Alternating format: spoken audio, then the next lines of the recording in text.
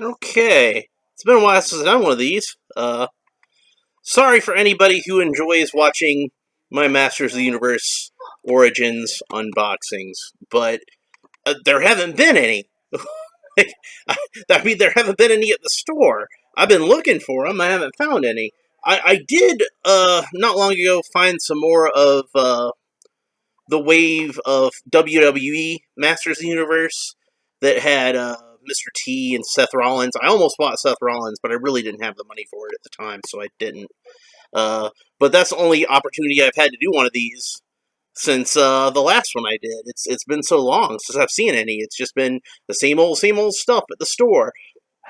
And I keep seeing people on Facebook posting that, they found Wave 2 and Wave 3 stuff even, and I still haven't seen any Wave 2 stuff at the store. Not a single one. Haven't heard anything about anybody here in the state of Georgia finding any Wave 3 or Wave 2 stuff. I don't know what the holdup is. I don't know why we're always the last ones to get stuff. It's crazy to me. But while I was out today, I happened to be in Target, and I saw they were finally getting in their Masters of the Universe stuff, so now we are no longer at the mercy of Walmart, thank God. There is some competition. There is another chain of stores, at least one more chain of stores, that's going to be carrying these, so we've got options. I've also seen some stuff offered on Amazon at this point for retail price, so I'm guessing Amazon themselves is selling it. But all of it that I've seen so far has been just the Wave 1 stuff. Even what I saw at what I've seen at Target so far, I've been to two Target stores where I've seen them having some Masters stuff, and it was all stuff from Wave 1, like He-Man and Skeletor, the Battle Ram, and Battle Cat. So, not even like Teela and Man-at-Arms yet, that kind of stuff. Just He-Man and Skeletor. But I did see this, and this is the one thing that I've seen at a Target so far that I've not seen at Walmart, which is Battle Armor He-Man. The most powerful armor in the universe. Strike armor to reveal battle damage. Modern posing, retro play. And it says, of course, here at the top, that is a deluxe figure set. As I recall, the original vintage Battle Armor He-Man was not a deluxe set. It was just sold on a regular card as a regular figure. This is more sort of akin to the card that Thunder Punch He-Man came on, because he was a deluxe figure. So hopefully they'll do a Thunder Punch He-Man, because I think it would look really cool on this type of card. The other deluxe figures that we're going to see are going to be, you can see on the back here, it's got Battle Armor Skeletor and Clamp Champ, which is one I'm really looking forward to having. There's also a fourth one, which is Ram Man, but he's not pictured on the back here. And then they got Panther, which I haven't seen yet, Zodak, which I haven't seen yet, Merman, Roboto, and She-Ra. Those are all that third wave that I haven't seen yet. Which should come after the second wave, which I haven't seen yet.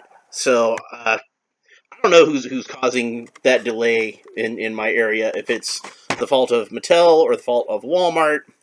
It's not the fault of Target, at least, because they weren't able to get this stuff in until January 1st.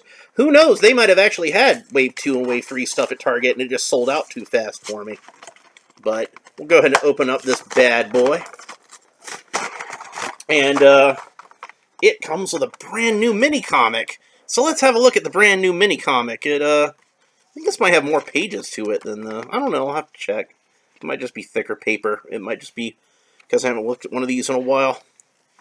Alright, so we'll start off with what looks like some sort of royal vehicle that I don't recognize. If anybody out there has any clue what that is, go ahead and let me know in the comments. I was almost thinking maybe it was a tack track, but it's not. It might be a 2000X type vehicle. It does look kind of 2000X-y. That was a productive meeting of the Great Kingdoms, wouldn't you say, Marlena? Marlena? Oh, I'm sorry, Randor. I just worry when we travel through this Dragon Valley. Fear not, my queen. We have guards personally selected by Captain Teela, including Clampchamp. So there you got Clampchamp. And Clampchamp was the first black guy in the whole Masters of the Universe line, and he came in the last assortment of the vintage line. But he's fairly well liked because, again, he's like the only black guy. So if you want a character that's a black guy, he's like your only option. And look, a Royal Guard sitting next to him, and he looks a lot like the classics style Royal Guard. Hopefully we'll get a figure of him. And then Clampchamp's like, "What's that up ahead? Hover robots! It's an ambush!" And then he calls in a hologram for He-Man, "We need backup." "I'll go. I'm going too." "No," that's Teela talking. I'll say, "I'm going too." "No, Teela, we need you to guard the palace." Really? Teela's gonna stay and guard the base? Like she's Bumblebee? Okay, whatever. "Guess we're testing out your battle armor, Duncan. Bring them home safe." So he gives them, like you can see, he gives them the breastplate of the battle armor. So there actually is an explanation in the story as to where He-Man gets the battle armor, so that's kind of interesting. So you got Clampchamp and the guards fighting off the hover robots. "Protect them! Protect the king! Protect the queen!" "Never fear, Ram Man's here." So I guess we're just getting in everybody that's in this assortment. So keep fighting, boys! Ouch! What the? It felt like a solid steel wall. "Not a wall! You smashed your fool head against my indestructible battle armor, forged in the fires of Snake Mountain itself." Wow, what a coincidence that He-Man and Skeletor both got battle armor the same exact day. "Attack!" And it's got a picture of the hover robots about to be attacking our heroes. And Skeletor, with his sheer brute strength, rips open this vehicle. Skeletor's strong. You didn't know Skeletor was that strong, did you? "Hello, Randor. It's been some time. Surrender your crown now or die!" It's interesting to note that Randor's outfit here is not so much what you saw in the action figure, is kind of like a more generic sort of king robe with the fur with little spots on it. I don't know what kind of animal that is, like a leopard or something. But, it looks more like how they drew Randor, how they drew his costume, at least, in the early mini-comics.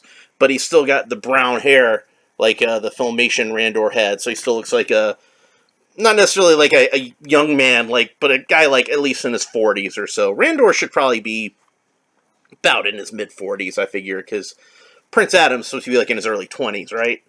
So that would make sense. And then He-Man shows up on Battle Cat, and he says, "I have a counteroffer. Take your army back to Snake Mountain and never return." Meow! Skeletor literally says, "Meow!" So it's canon now. Anybody who says it's not canon, it is now. Meow! How dare you challenge me? I'm sorry, I read that wrong. Meow! He-Man! How dare you challenge me? And then it shows, this is a really cool panel here with them fighting with their swords. I'm pretty sure this is the same guy who drew the first mini-comic, which I thought his artwork was pretty decent in that, but I think it's actually a little bit better in this. So he's growing as an artist. That's a good thing to see. And then you see them fighting, and he strikes Skeletor with his sword. Arg! And that demonstrates the dents that you can put into the battle armor. "Your battle armor is destroyed, Skeletor. You're through." "Mercy, He-Man, please!" And it just kind of ends abruptly like that. So it's kind of funny that He-Man just hits the sword, hits the battle armor just once with it, and puts a dent in it and says, "Well, that's it. It's the end of the story." Whereas we all know that the gimmick of the battle armor is that not just that it gets damage, but that it recovers from the damage. If you watch the original commercial the battle armor was in, they demonstrate that as part of the story. So let's go ahead and take out... First I want to take out his accessories, because they're over in this little side area. And I don't want them to be falling out while I'm taking all this stuff. They don't have like an inner tray like the figures usually do. They're just kind of stuck in their own little molded bubbles there. So we'll get into those in a second. And He-Man himself. And he has those accursed rubber bands that are the bane of every action figure collector's existence. So we'll go ahead and cut those loose. I'll just get this one in the back since it connects to both of his ankles. And now we have Battle Armor He-Man, and he's ready to go. Alright, so let's have a look-see. Now, one thing that I'd heard about these is that, yeah, the arms don't pop out. Which I was thinking the arms would pop out much as they do on a standard Origins figure. I figured that was why the drum in his chest was a lot more narrow than the original one. So they could make room for that feature, but yeah, they don't come out. So I'm not sure exactly what the deal was there. So that's a slight disappointment, I'm not going to lie. But he does come apart in the middle, so that's good. And as suggested by the fact that he came with that second head, his head does pop off. So you can swap out his heads with other heads. And we're going to want to do that, because check this out. It's nice that they gave him a different facial expression, but part of the problem with this, I'll see if I can get the focus a little better, is you can see that the printing is a little off on the eyes. You can see it's over a little too much to one side, and it's actually a little bit high. Now, the good news is it looks like that the pupils are actually sculpted into the eyeball, much like the original He-Man head was.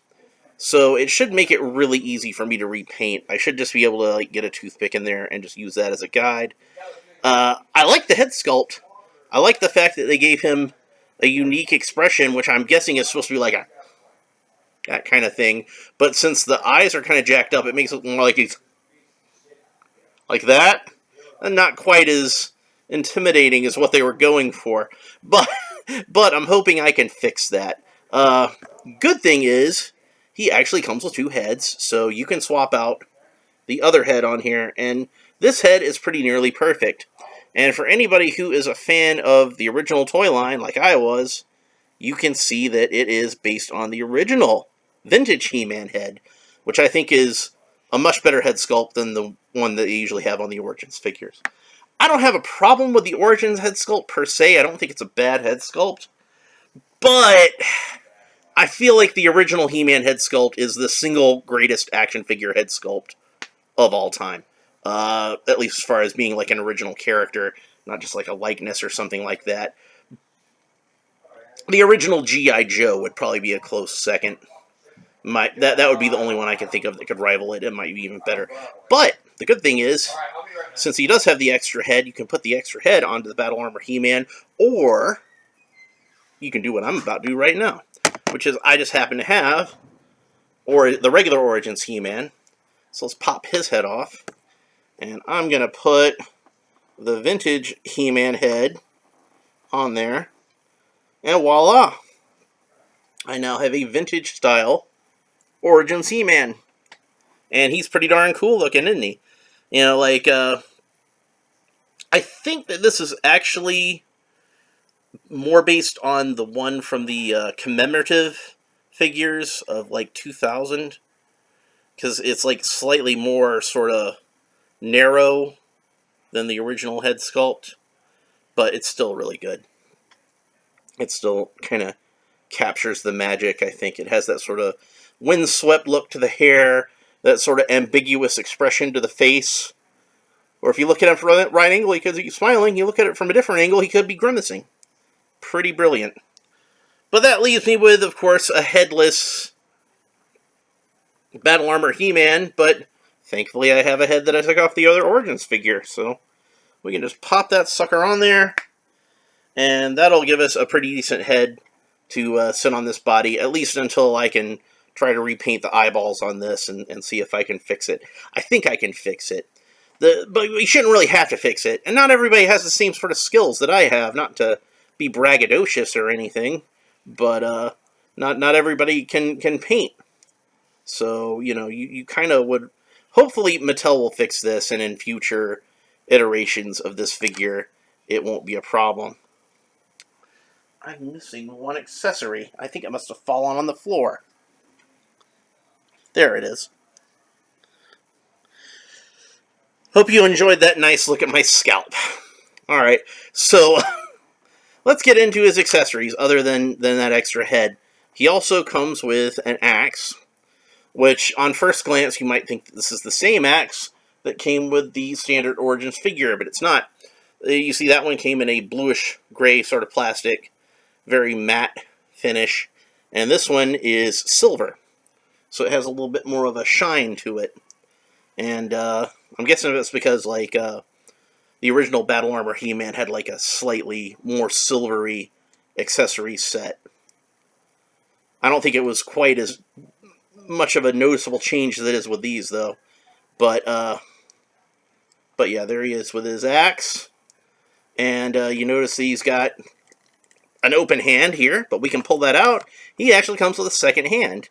So we can have He-Man dual wield with the power sword and the axe. Shasha, he is ready to kick some butt. Now let's compare. The Origins He-Man already came with kind of a silvery sword, and I think that this is the same exact color. One thing I wish they'd done differently is instead of just straight up using the same sword that came with the regular Origins He-Man, I wish that they had have molded the Skeletor sword in silver, and likewise the Battle Armor Skeletor could have come with a He-Man silver or a He-Man sword molded in purple, so that way you could make solid power swords in both silver and purple. But unfortunately, that was not a thing that they did. So, but I think he looks pretty cool like this with both the sword and the axe, and just ready to totally kick some ass. That looks awesome. He does not come with a shield because he's got battle armor, so he doesn't really need a shield. Now, I remember on a lot of the images that we saw of this, like before there was a finalized toy, it was kind of a computerized mock-up. The neck looked kind of long, but you can see that's not really an issue on this one. It looks like about the right length. You can see it goes kind of high up the neck, like the original figure did, but there is like a little bit of fleshiness here, since it's on a ball joint and not just a neck plug that fits straight into the torso. So they had to do a little bit of painting. And I don't think the paint matches up like 100%, but it matches up, I think, well enough that it's not really noticeable. Especially because, most positions you're going to put this in, you're barely going to see his neck anyway. You're going to see enough of it that I'm glad that they went through the extra trouble to paint it, but it's not really going to, it's not going to look bad one over the other. One thing that is definitely an improvement over the original Battle Armor He-Man is the original Battle Armor He-Man had no place to store his accessories, and this one actually does have on his back a little strap to hold the power sword, very similar to what the standard Origins He-Man has. So you can hold the power sword back there, and it doesn't work quite as well as that one since it's hard plastic, and you can't push it all the way in like you could with the other one. But it's still better than absolutely nothing. So I say kudos to them for doing that. In hindsight, it might have been better if they had have just inserted a softer plastic piece in here so it could have a little more flexibility to it. But I'm not going to complain. That's just me armchair quarterbacking. Let's see. Will the axe fit in there? Yeah, the axe will fit in there too. And in fact, I think the axe actually fits in there a little bit better because it seems to have this little lip that helps clip in it. It'll probably still fall out if you shake it around too much. But still, they made an effort. That's a good thing. This is a very good thing. I'm very happy with this. So, and then the last accessory he comes with, and for that I'm going to put his sword into his right hand, is this yellow device, and that kind of slides over his sword. And I guess it represents the power of Grayskull pumping through the sword. So he could be like, I have the power! And, there we go. That looks pretty cool. You can even kind of point it forward like that, so you could, like, say Zap Battle Cat, Zap Cringer to turn him into Battle Cat, or, you could use it as, like, him deflecting back some kind of magical bolt or something like that. It's a pretty cool thing. I'm glad they came up with it. I do think, since it's like, this is like solid plastic, it's a little heavy to sit on there, but it's pretty cool. I like it. So that was a nice touch. And one thing that we haven't even really done yet is the actual battle armor feature. We haven't tried that out yet. So let's go ahead and do that, and then we'll finish up this particular episode. But I'm missing something very important if I want to try out the battle armor feature.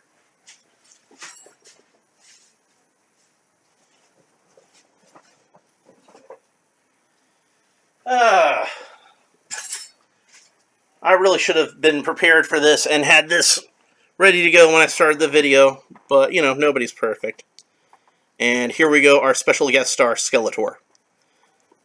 And of course, this is the Filmation Skeletor that I put one of the two Filmation Skeletors that I put together. If you see my video on the Filmation Skeletor that I made out of the Super 7 parts, this is a different one with a Club Grayskull head and the armor from a commemorative edition Skeletor, which I thought matched that shade of purple better. But this is the Skeletor figure I'll be using for this demonstration. Because, I could just kind of, tap it with my finger, but what's the fun in that? We want to see how this works when you're playing with it with other figures. And damn it, if I didn't knock his sword over. These videos are not made for children. Alright, so let's go ahead and get the sword back into He-Man's hand. So he looks like he's ready to do battle. But Skeletor gets the upper hand. Shasha! Oh, look, he put a dent into his armor. That's the end of the story, folks. That's all that happens after that. He gets a dent in the armor, it's over. It's done. Not really. That was a pretty good comic, but the ending was kind of lame. I think that maybe it should have been a to be continued if you didn't have enough room to finish it up. So, and Skeletor can hit it one more time, and there we go. We got 2 dents in the armor, but of course, since it's magical armor, we can roll it back, and it heals itself just fine. So yeah, that's pretty cool. Let's talk a little bit about the sculpting and the coloration of the figure.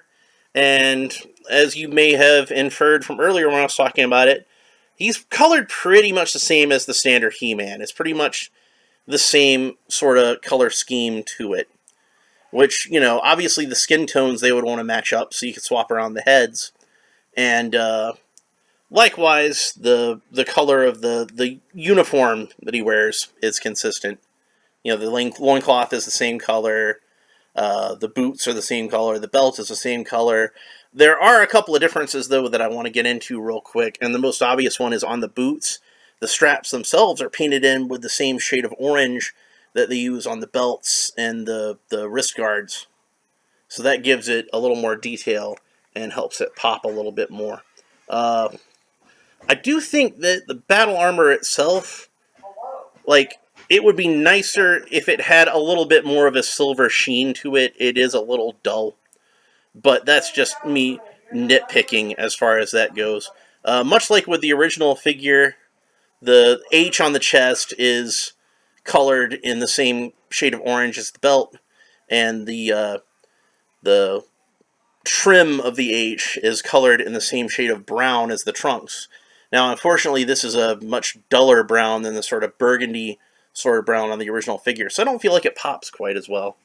The other difference aesthetically, the most obvious thing, and the thing that's drawn the most criticism, is the drum on the chest, like I mentioned before, is a little more narrow than the original one, but I think it still looks pretty good. Would I have rather it been the wider drum, like the vintage figure had? Of course. That obviously would have been better. But, I guess they had their reasons that they felt like they had to narrow it up, even if you can't take his arms out of his chest. Maybe it interfered with the articulation or something like that. But for the most part, I'm pretty happy with this figure, and I think most people will be pretty happy with it too. One other thing I want to mention before I go, is it does seem like it's a little wider in the chest just overall than the regular figure.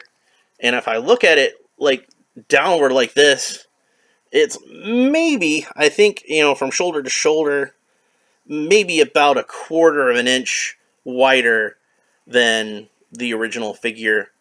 But I think that was probably done again to help to facilitate the mechanism. But also, since it's Battle Armor He-Man, I kind of feel like it makes him look a little more sort of powerful and pumped up and armory. So that's not necessarily a bad thing. So, do I recommend this figure? Of course I recommend this figure. How can I not recommend this figure? It's the main character of the line, and it's a gimmick that's a classic gimmick that's been one of the most beloved variations of He-Man since it was first introduced. So this is a must-have figure if you're going to be collecting this line. So anyway, I think that's about it for this time. This is a little bit of a longer unboxing video from what I've done in the past, but I haven't done one in a while, so making up for lost time, I guess. Anyway, take care. We'll see you next time.